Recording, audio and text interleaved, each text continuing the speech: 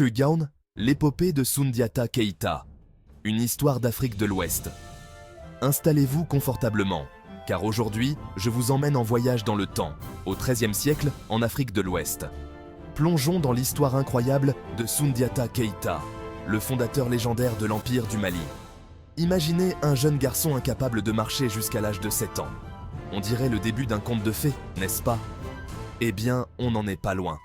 Soundiata était né en 1217 dans le petit royaume de Kangaba. Ses premières années ont été loin d'être faciles. Il a dû faire face à l'adversité, notamment aux moqueries et à la cruauté de ceux qui doutèrent de lui en raison de son handicap physique. Mais Soundiata avait un destin qui le poussait à défier tous les obstacles. Au moment où le puissant royaume Sosso, dirigé par le tyran Soumaoro Kanté, menaçait de dominer la région, le moment de transformation de Soundiata est arrivé. Selon la légende, sa mère, Sogolon, lui a forgé une barre de fer.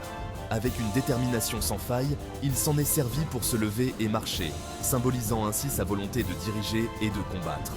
Au fur et à mesure que Soundiata devenait plus fort, sa détermination à unir les royaumes mandingues, fragmentés, grandissait également. À l'âge de 18 ans, il avait déjà commencé à rallier des alliés. Son charisme et ses qualités de leader étaient indéniables. Le moment décisif fut la bataille de Kirina en 1235.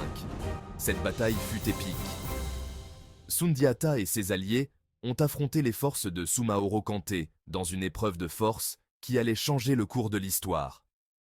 Avec une stratégie brillante et peut-être une touche de destin, Soundiata est sorti victorieux. Avec la chute de Soumaoro, Soundiata Keïta a fondé l'Empire du Mali, l'un des empires les plus puissants et les plus riches culturellement de l'histoire africaine. Sous son règne, le commerce a prospéré et la ville de Tombouctou est devenue un centre d'apprentissage et de culture. Il a posé les bases d'un empire qui allait prospérer pendant des siècles. Mais Soundiata n'était pas seulement un guerrier ou un roi. C'était un visionnaire qui croyait en la justice et l'unité. Il a créé la Charte du Mandème, l'une des premières déclarations des droits de l'homme de l'histoire. Oui, vous avez bien entendu, l'héritage de Soundiata Keïta est un témoignage de résilience, de leadership et du pouvoir de croire en soi. Son histoire a été transmise de génération en génération, nous rappelant que la grandeur vient souvent des endroits les plus inattendus. Alors, la prochaine fois que vous ferez face à un défi, pensez à Soundiata. Rappelez-vous que même les plus grands leaders ont commencé comme des outsiders. Et qui sait, peut-être que votre histoire inspirera elle aussi les générations futures. Merci d'avoir suivi cette vidéo et n'oubliez pas de vous abonner pour découvrir d'autres récits historiques fascinants. À la prochaine.